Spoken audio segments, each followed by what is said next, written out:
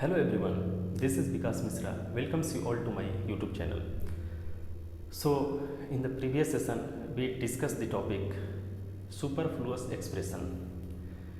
एक टॉपिक हम लोग किए थे जिसका नाम है सुपरफ्लुअस एक्सप्रेशन. उसमें हम लोग ने दो पार्ट में उसको हम लोग पढ़े हैं, पार्ट 1 और पार्ट 2. पार्ट 1 में हम लोग वर्ड किए थे और पार्ट 2 हम लोग जो किए थे उसमें हम लोग ने उसी वर्ड को इम्प्लीमेंट किए थे इन ए सेंटेंस में उसी वर्ड को हम लोग इम्प्लीमेंट किए थे. तो चलिए आज हम लोग उसी टॉपिक को बढ़ाते हैं. ठीक है, उसी सेशन को सेम हम लोग करेंगे और ये पार्ट हमारा 3rd होगा. Number of questions will be 10 question होंगे और पिछले सेशन जो पार्ट 2 था उसमें भी 10 क्वेश्चन था. तो चलिए स्टार्ट करते हैं हम लोग क्वेश्चन नंबर 1 के साथ. बहुत डिटेल एनालिसिस के साथ हम लोग देखेंगे. तो चलिए स्टार्ट करते हैं, पढ़ते हैं उसको. क्वेश्चन नंबर 1 को, The patient is comparatively better today and I hope that he will recover soon, said the doctor. बहुत ध्यान से समझिएगा एक एक वर्ड को, एक एक कॉन्सेप्ट को समझना बहुत ज़रूरी है, क्योंकि कॉन्सेप्ट सही रहेगा तो क्वेश्चन छोटा हो या बड़ा हो, मीन्स सिंपल हो, मॉडरेट हो या हाई लेवल का क्वेश्चन हो, सब बन जाएगा. कॉन्सेप्ट मायने रखता है. ठीक है, तो कॉन्सेप्ट पे हम लोग वर्क करेंगे. तो चलिए देखते हैं क्वेश्चन फर्स्ट क्या है. क्वेश्चन फर्स्ट जो है, the patient is comparatively better. एक वर्ड आया है यहाँ पे कंपैरेटिवली, एक वर्ड आया है कंपैरेटिवली. ठीक है, इसको बहुत ध्यान से देखिएगा. उसके बाद आया है बेटर. ठीक है, तो कंपैरेटिवली और एक है बेटर, इसको बहुत ध्यान से समझना है. इसी पे क्वेश्चन है. कंपैरेटिवली क्या है, ये जो है कंपैरेटिव डिग्री है, ये पॉजिटिव डिग्री नहीं है, कंपैरेटिव डिग्री है. ठीक है, और बेटर भी क्या है हमारा, बेटर भी जो है वो कंपैरेटिव डिग्री है, कंपैरेटिव डिग्री. और ये भी हमारा कंपैरेटिव डिग्री, ये दोनों हमारा कंपैरेटिव डिग्री है. तो एक सेंटेंस में ध्यान दीजिएगा, एक सेंटेंस में हम लोग 2 बार कंपैरेटिव वर्ड का यूज़ नहीं करते हैं, एक ही वर्ड से काम चला लेते हैं, वो सही माना जाता है. 2 बार कंपैरेटिव आएगा इसका मतलब एक गलत हो जाएगा. ठीक है, तो देखिए the patient is comparatively better today, मतलब कि जो रोगी है, पेशेंट है, वो पहले की अपेक्षा तुलना की बात कर रहा है. ऐसे डायरेक्ट बोलता तो गुड हो जाता है, वेल हो जाता, फाइन. ठीक है, लेकिन यहाँ तुलना कर रहा है इसलिए कंपैरेटिव लगाया है, क्योंकि पेशेंट कल अच्छा नहीं था, कल उसकी तबीयत खराब थी, लेकिन वो आज टुडे बेटर है, मतलब कल की अपेक्षा आज वो ज़्यादा बेटर है. इसलिए हम लोग यहाँ कंपैरेटिवली का यूज़ किए हैं या फिर बेटर का यूज़ किए हैं. अब यहाँ ध्यान देना है कि कौन सा यूज़ करें, कंपैरेटिवली का यूज़ करें या फिर बेटर का यूज़ करें. तो ध्यान दीजिएगा, कंपैरेटिवली यदि आप यूज करना चाहते हैं तो इस बेटर को हटा के एक वर्ड यूज़ कीजिए पॉजिटिव डिग्री. पॉजिटिव डिग्री क्या हो जाएगा इसका, पॉजिटिव डिग्री गुड हो जाएगा, GOOD गुड, क्योंकि बेटर एक कंपैरेटिव होगा, डबल कंपैरेटिव नहीं होगा. अभी मैंने बताया, यहाँ इसको बेटर को हटा के गुड आप लोग कर दीजिए.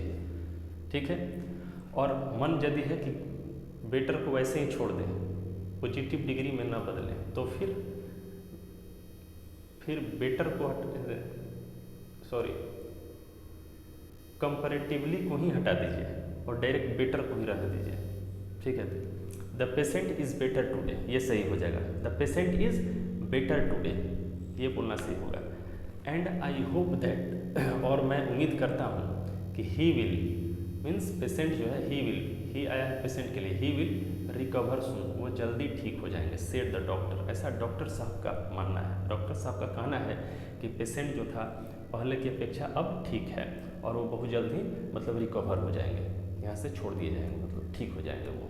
ठीक है, ये कहना है डॉक्टर साहब का. तो यही बात यहाँ ध्यान दीजिएगा, कंपैरेटिवली और बेटर एक साथ नहीं आता है. यदि आपका मन है कि बेटर हम लगाएं तो फिर कंपैरेटिवली को यहाँ से हटा दीजिए, सेंटेंस सही हो गया था. Patient is better today and I hope that he will recover soon, said the doctor, ऐसे बोलिए.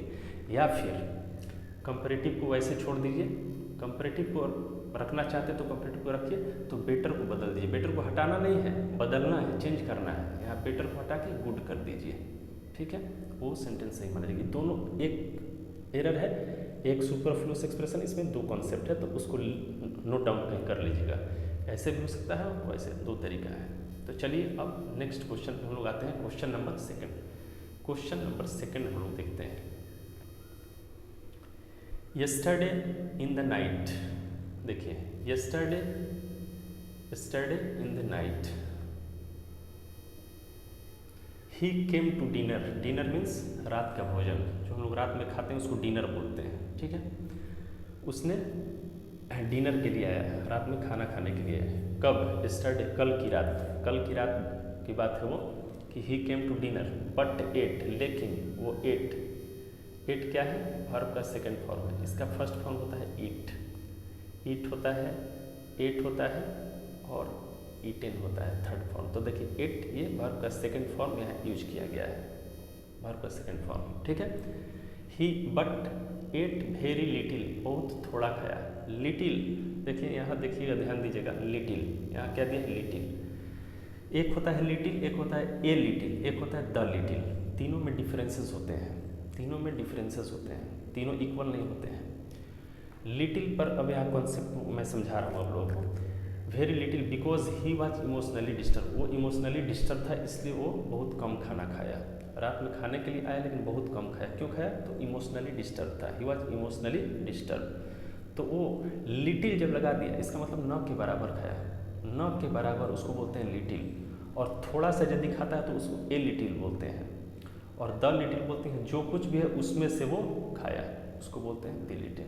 तो ए लिटिल और द लिटिल और केवल लिटिल, सिर्फ उसको मैं अलग से एक सेशन ले लूँगा और बता दूंगा उसके बीच में डिफरेंसेस क्या होते हैं। फिलहाल यहाँ पे आप लोग कॉन्सेप्ट क्लियर हो गया होगा, ठीक है। तो ये है। अब देखिए यहाँ आखिर एरर किस पार्ट में, ये देखना है। एक्सप्रेशन सुपरफ्लुअस जो एक्सप्रेशन है वो किस पार्ट में है ये देखना है। ध्यान दीजिएगा, यस्टरडे इन द नाइट जो है ये गलत एक्सप्रेशन होता है। हम लोग बोल देते हैं, सुन लेते हैं, गलत सुनते हैं। यस्टरडे इन द नाइट नहीं होता, लास्ट नाइट होता है। इसकी जगह पे आप यस्टरडे इन द नाइट नहीं बोलेंगे, लास्ट नाइट बोलेंगे, last night. This is the right use of word, right expression of word. ये राइट होता है, इसको सही माना जाता है। और ये जो लिखा हुआ है यस्टरडे इन द नाइट ये गलत होता है। हालांकि देखने में अच्छा लग रहा है, देखने में अच्छा लगेगा भी, लेकिन ये गलत है। ओके, तो यहाँ पार्ट ए में एरर हो जाएगा। किस पार्ट में? तो पार्ट ए में एरर हो जाएगा। ओके, चलते हैं नेक्स्ट क्वेश्चन की ओर। नेक्स्ट क्वेश्चन की ओर क्वेश्चन नंबर थर्ड होगा।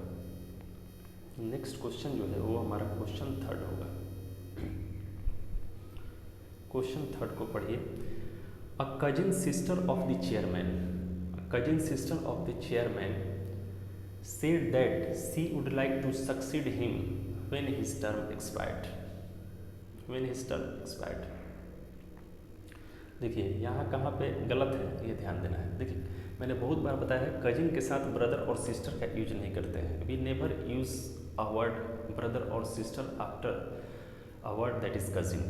कजिन वर्ड के साथ हम लोग कोई भी ब्रदर सिस्टर नहीं लगाते हैं, वो गलत माना जाता है। कजिन का मतलब होता है चचेरा भाई या चचेरी बहन।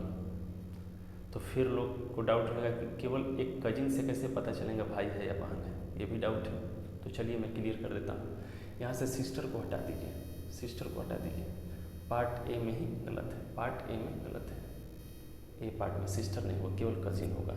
लेकिन यहाँ कजिन से पता नहीं चल पा रहा है कि वो भाई है या बहन है, तो उस सेंटेंस को हम लोग आगे और पढ़ेंगे, तब पता चल जाएगा कि वो भाई है या बहन है। जैसे देखिए, a cousin of the chairman, chairman की जो कजिन है, चचेरी भाई है बहन नहीं पता चल रहा है, चेयरमैन जो है उनके भाई है बहन नहीं पता चलता। आगे देखिए, सेड दैट सी वुड, सी से पता चल गया कि बहन होगी, भाई तो होगा नहीं। सी मीन्स लेडीज, ठीक है, सी मीन्स सिस्टर होगी, ब्रदर तो होगा नहीं, इसलिए वो चचेरी बहन हुई, चेयरमैन की चचेरी बहन। वो क्या बोलती है? Said that she would like to succeed him, वो उनसे आगे निकलना चाहेगी। चेयरमैन अपने मतलब कि वो चेयरमैन, वो चाचा हुए उसके ना, ये भतीजी हुई तो चाचा हुए, उस चेयरमैन से वो आगे निकलना चाहिए या फिर सक्सीड में उनके जगह पर होना चाहेगी। कब? व्हेन हिज टर्म एक्सपायर, जब उनका टर्म एक्सपायर हो जाएगा, उनका समय जब समाप्त हो जाएगा, जिस मतलब अपने पोजीशन पे हैं उस पोजीशन के बाद ये उनके जगह लेना चाहेगी, रिप्लेस करना चाहेगी, सक्सीड करना चाहेगी, उसी को बोलते हैं सक्सीड।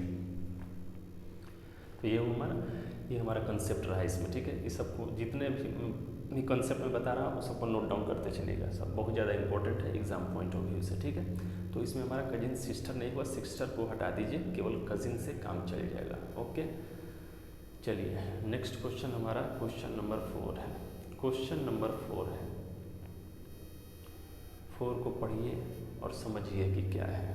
क्वेश्चन नंबर 4 है the thing what you like. देखिए the thing what you like मतलब जो सामान आप पसंद करते हैं, जो भी वस्तु चाहे जो भी चीज़ हो, जो what you like is not available here. मान लेते हैं कहीं दुकान पे आप जाते हैं और वहाँ बोलते हैं कि हमको ये वो सामान दिखलाइए, हमको वो पसंद है, जो भी कुछ भी हो, किसी भी दुकान में कुछ पसंद आ गया होगा, उसको आप डिमांड करते हैं उस शॉपकीपर से, तो वो क्या बोलता है कि वो अवेलेबल नहीं है, यदि उसके पास फ़िलहाल में उस टाइम पे अवेलेबल नहीं होता है तो ठीक है, तो उस टाइम पे क्या होता है the thing what you like, the thing what you like means गलत हो जाएगा, व्हाट नहीं होगा, व्हाट के जगह the thing which you like, जो, विच मीन्स जो, या फिर दैट का यूज़ करते हैं, विच या फिर THAT दैट का यूज करते हैं।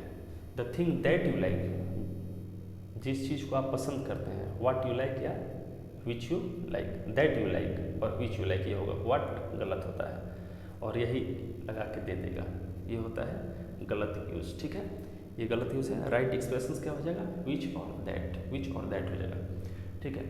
Is not available here. The thing और विच और दैट में क्या डिफरेंसेस होता है ये मैं बता दे रहा हूँ। विच होता है फॉर न्यूटर, निर्जीव के लिए होता है, केवल थिंग्स के लिए होता है। विच का यूज हमेशा थिंग्स के लिए होता है, पर्सन के लिए यूज़ नहीं कर सकते हैं, नेवर, कभी नहीं। लेकिन दैट जो होता है वो थिंग्स और पर्सन दोनों के लिए यूज हो सकता है। तो विच यहाँ हो सकता है क्योंकि थिंग है, दैट भी हो सकता है, दोनों यूज़ कर सकते हैं। यहाँ पर्सन भी अगर आता है तो भी हम लोग दैट यूज़ कर सकते हैं, विच नहीं यूज होता, लेकिन दैट एक ऐसा है कि दोनों के साथ यूज हो सकता है। ओके, तो ये concept the thing which you like या that you like is not available here, मतलब जो आप सामान ढूंढ रहे हैं वो अभी अवेलेबल नहीं है, ठीक है। अब नेक्स्ट है हमारा क्वेश्चन 5 है, क्वेश्चन नंबर 5 है। क्वेश्चन 5 है सी आस्क्ड मी, उसने मुझसे कही या पूछी, पोलाइटली, बहुत नम्रता से पूछी। She asked me politely, politely is an adverb, ly लगा है, ly वाले वर्ड जो होते हैं वो आमतौर पर एडवर्ब माने जाते हैं। तो सी आस्क्ड मी पोलाइटली, क्या उसने मुझसे नम्रता से पूछी, उसने पूछी कि where I was going to, मैं कहाँ जा रहा हूँ, उसने मुझसे पूछी मैं कहाँ जा रहा हूँ, and what I would bring for her, ठीक है, what I would bring for her, मैं उनके लिए क्या लेकर आऊँगा, ठीक है, मैं कहाँ जा रहा हूँ, उसने पूछी कि मैं कहाँ जा रहा हूँ और मैं उसके लिए क्या लेकर आऊँगा, ठीक है, उसका ये कहना है। तो ध्यान दीजिएगा, ये नरेशन का क्वेश्चन है, इस टाइप के सेंटेंस अक्सर एग्जाम में आते हैं, बहुत बार आते हैं, आ चुके हैं बहुत बार। तो देखिए सी आस्क्ड मी पोलाइटली, सही है, कोई दिक्कत नहीं है। अब देखिए लोगों को कन्फ्यूजन कहाँ रहता है, वेयर आई वाज, लोग बोलेंगे कि वेयर के बाद WH जो वर्ड होते हैं, WH word, WH means what, why, when, which, ये सबको WH वर्ड बोलते हैं, WH वर्ड बोलते हैं। तो उसके तुरंत बाद एक्सिलरी वर्ब आता है, लेकिन ज़रूरी ऐसा नहीं होता है, नरेशन में यही कंसेप्ट उल्टा हो जाता है, ठीक है। नरेशन में ऐसा कंसेप्ट नहीं होता है, नरेशन में होता है कि उसके तुरंत बाद सब्जेक्ट आएगा, देखिए उसके तुरंत बाद सब्जेक्ट आएगा, तब उसके बाद एक्सिलरी वर्ब होगा, नहीं तो यहाँ पे डायरेक्ट क्वेश्चन मार्क आ जाएगा, यहाँ क्वेश्चन मार्क आ जाएगा, फिर यहाँ भी क्वेश्चन मार्क आ जाएगा, क्योंकि देखिए WH वर्ड यहाँ भी है और WH वर्ड यहाँ भी है। तो ये तो सेंटेंस बोल रहे हैं, क्वेश्चन मार्क हम लोग नहीं ऐड करेंगे, इसको direct where I was going to. अब देखिए यहाँ गोइंग टू यहाँ गलत हो जाएगा, यहाँ बी पार्ट में एरर हो जाएगा, पार्ट बी में एरर हो जाएगा। टू क्यों नहीं हुआ, क्योंकि हम लोग बोलते हैं I am going to market, means बात कन्फर्मेशन क्यों रही, I am going to Patna, I am going to Delhi, I am going to school, मतलब कन्फर्म है कि स्कूल ही जा रहा हूँ, मार्केट जा रहा हूँ, दिल्ली जा रहा हूँ, बनारस जा रहा हूँ, लखनऊ जा रहा हूँ, कन्फर्म है। लेकिन कोई ये नहीं पूछता where are you going to, ऐसे कोई नहीं बोलता, गलत हो जाएगा, क्योंकि खुद नहीं जा रहा, क्वेश्चन पूछ रहा है वेयर आर यू गोइंग, वैसे लोग बोलता है। आप लोग कभी नहीं सुने होंगे कि where are you going to, to बोल दिए इसका मतलब कन्फर्मेशन हो जाएगा, तो उसको कन्फर्मेशन होता तो फिर क्वेश्चन आपसे क्यों करेगा कि आप कहाँ जा रहे हैं, कन्फर्मेशन नहीं है, इसलिए where I was going to हटा देंगे, टू यूज़ नहीं करेंगे। एंड व्हाट आई वुड, देखिए वही कंसेप्ट है, व्हाट वुड आई नहीं, व्हाट आई वुड, WH के बाद सब्जेक्ट है, उसके बाद एक्सिलरी वर्ब या मोडाल वर्ब चाहे जो भी वर्ब हो उसके बाद यूज़ करेंगे ब्रिंग फॉर हर। ठीक है, तो यहाँ आप लोग ध्यान दीजिएगा, यहाँ पार्ट बी में एरर है कि टू यूज़ नहीं करेंगे। ठीक है, हर एक कंसेप्ट को आप लोग लिखते जाइएगा, बहुत ज़्यादा इंपॉर्टेंट, मोस्ट इम्पॉर्टेंट कॉन्सेप्ट है। ओके, चलिए अब नेक्स्ट क्वेश्चन पे हम लोग चलते हैं। नेक्स्ट क्वेश्चन है क्वेश्चन नंबर 6। क्वेश्चन नंबर 6 है in Delhi he came across. देखिए ये फ्रेज है came across. Came across means to suddenly meet, suddenly meet हो जाता है। ठीक है, अचानक किसी से भेंट हो जाना, कोई अचानक मिल गया, बहुत दिन के बाद आपका दोस्त मिल गया, उसको केम अक्रॉस बोलते हैं, अचानक मिलना किसी से। ठीक है, तो केम अक्रॉस होता है। कम से बना है केम, सेकेंड फॉर्म है, वर्ब का सेकेंड फॉर्म हुआ कम केम। ठीक है, कम अक्रॉस होता है, यहाँ पर सेकेंड फॉर्म लगाया है, केम अक्रॉस हो गया। ठीक है, वही है। In Delhi he came across with many of his friends. उसने अपने मित्र से अचानक मिल गया, बहुत सारे मित्र मतलब थे, अचानक मिल गए। हु हैड मीन्स हु किसके लिए आए, फ्रेंड्स के लिए। वो दोस्त से मिले जो लोग सेटल देयर, वो दिल्ली में सेटल थे, अचानक मिल गए।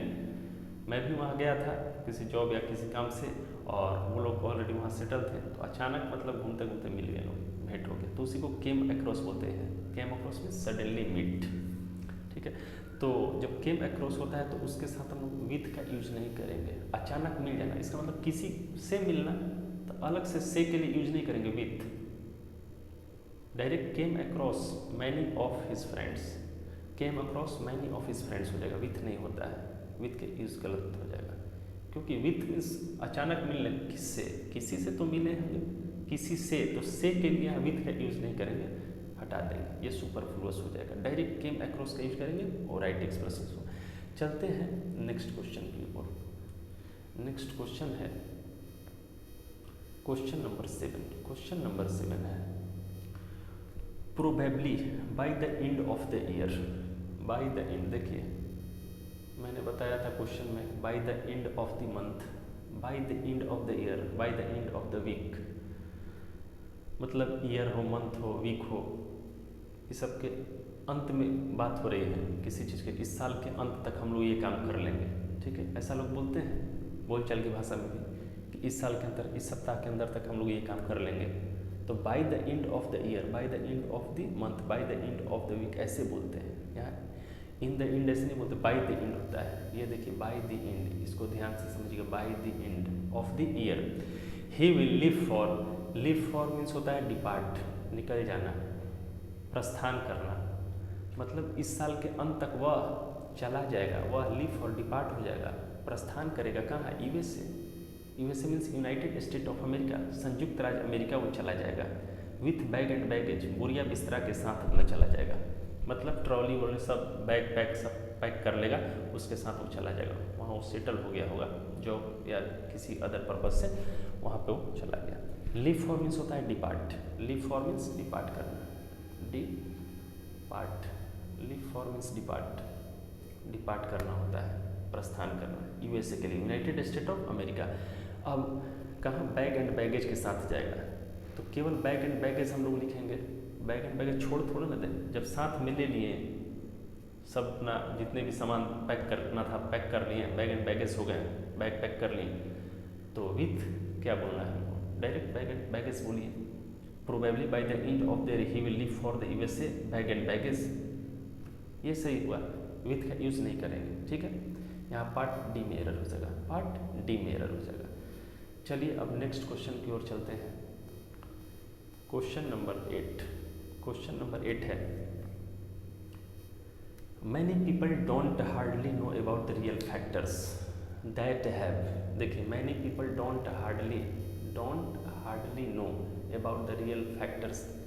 फैक्टर्स देखिए प्लूरल है, रियल फैक्टर्स मीन्स कारक होता है, that have, that means factors के लिए आया है, हैव इसलिए लगा कि फैक्टर्स के लिए लगा, प्लूरल है तो प्लूरल होगा। That have led the state to so many crisis. Crisis देखिए एक एक चीज़ पे ध्यान दीजिए, मैंने बताया था प्रीवियस सेशन में, पार्ट 2 शायद बताया था उसी में, कि हार्डली जब भी आपको सेंटेंस में दिख जाए, हार्डली हो, स्कैर्सली हो, ये सब वर्ड ऐसे वर्ड हैं, फॉरबिड हो, इस सब वर्ड के बाद नॉट नहीं आता है तुरंत बाद या पहले, उसी सेंटेंस में रिलेटेड जो होते हैं उसमें नहीं आते हैं। हाँ, अगला सेंटेंस यदि बदल जाए तो वहाँ नॉट हो सकता है, लेकिन तुरंत इमीडिएटली में नॉट का यूज़ नहीं करते हैं। तो इस सेंटेंस को ध्यान से देखें, many people don't hardly know. देखिए जब हार्डली लगा दिया बड़ी मुश्किल से होता है, तो यहाँ डोंट क्यों लगाया, गलत हो जाएगा, डोंट का यूज नहीं करेंगे। मैनी पीपल हार्डली नो, बड़ी मुश्किल से जानते हैं, अबाउट द रियल फैक्टर्स ऐसे बोलते हैं हम लोग।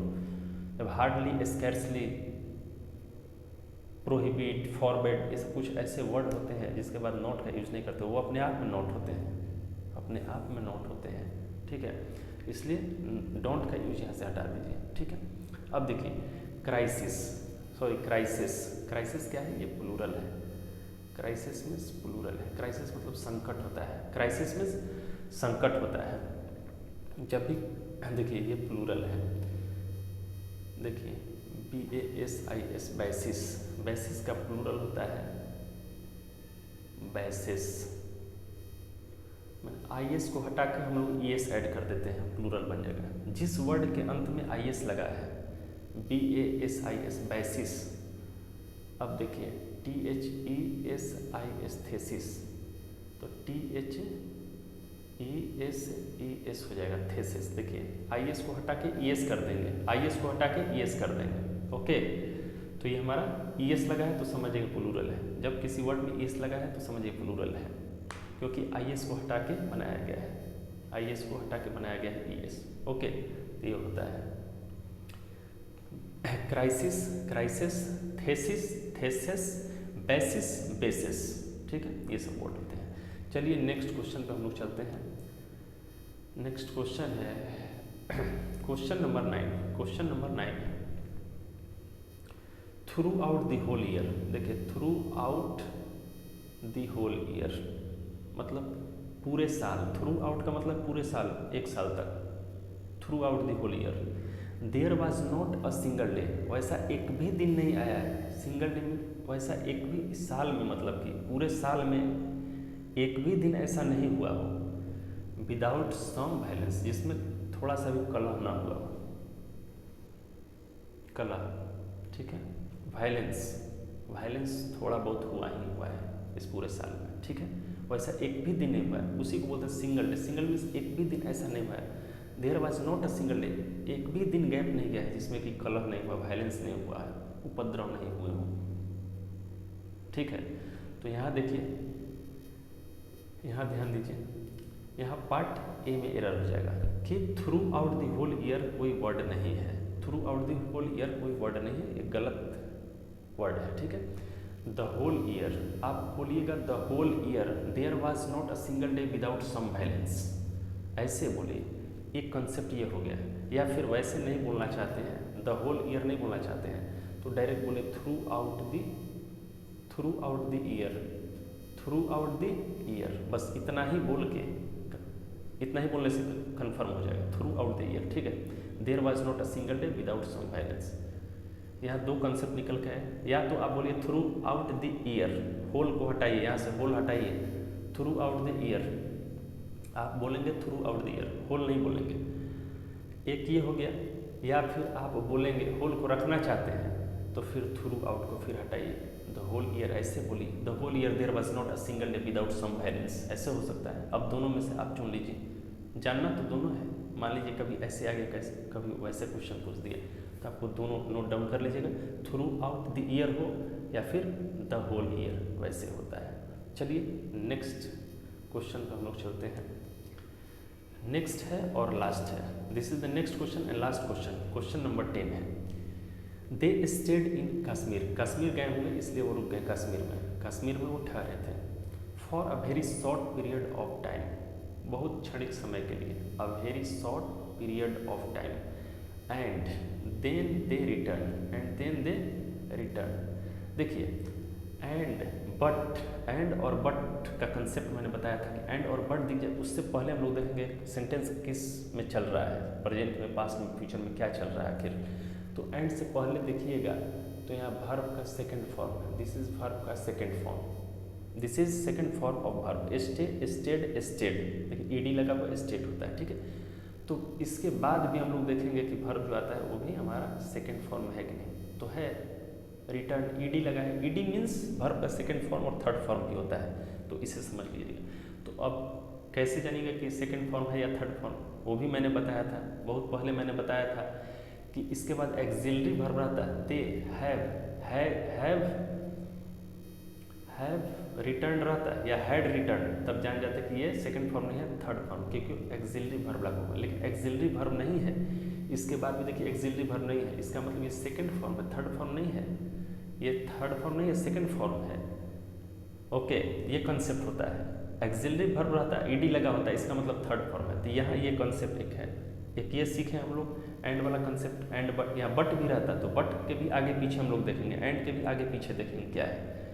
अब देखिए आते हैं मुद्दा पर कि यहाँ सुपरफ्लुअस एक्सप्रेशन क्या है इस सेंटेंस में। तो देखिए वो कश्मीर में रुके थे, कब, for a short period of time, बहुत कम समय के लिए वहाँ रुके थे, कोई काम से गए होंगे, एंड देन दे रिटर्न, और फिर वापस आ गए, रिटर्न, ठीक है, या फिर कम बैक, इसका भी कॉन्सेप्ट होता है, रिटर्न मीन्स कम बैक होता है। तो अब चलिए, for a very short period of time, ये गलत होता है, यहाँ पार्ट सी में एरर हो जाएगा कि very short period of time नहीं यूज होता है। हाँ सुनते हैं हम लोग जरूर हैं, ये हम लोग बहुत बार सुनते हैं, very short period of time, गलत सुनते हैं।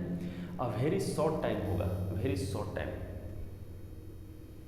एक ये हो गया, या for a very short time आप यूज कीजिए, या ऐसे नहीं बोलना चाहते हैं, नहीं यूज करना चाहते हैं, तो आप बोलिए अ very short period, for a very short period, इस टाइम को हटा दीजिए, या तो अब टाइम को हटाइए या फिर पीरियड को हटाइए, क्योंकि टाइम और पीरियड दोनों सिनोनिम्स हैं। टाइम का भी मतलब समय, पीरियड मीन्स भी समय, तो दो बार एक ही सेंटेंस में समय का यूज मत कीजिए। For a very short period ऐसे बोलिए, या फिर for a very short time ऐसे बोलिए, ये होता है। इसमें से भी दो तीन कंसेप्ट निकल गया, ठीक है, ये होता है। तो चलिए आज हम लोग ने इस सेशन को बहुत अच्छे से किए। चलिए, और नेक्स्ट सेशन में हम लोग एक और पार्ट करेंगे इसमें, ठीक है, 10 क्वेश्चन होंगे उसमें भी। पार्ट ये तो थर्ड रहा, पार्ट 4 लेके मैं आऊँगा, और उसमें भी 10 क्वेश्चन हम लोग बहुत डिटेल के साथ करेंगे। उसके बाद ये सेशन एंड होगा, उसके बाद नेक्स्ट अलग चैप्टर, अलग सेशन कुछ करेंगे, दूसरे चैप्टर हम लोग। तो चलिए आज का सेशन हमारा यहीं एंड होता है। Thank you.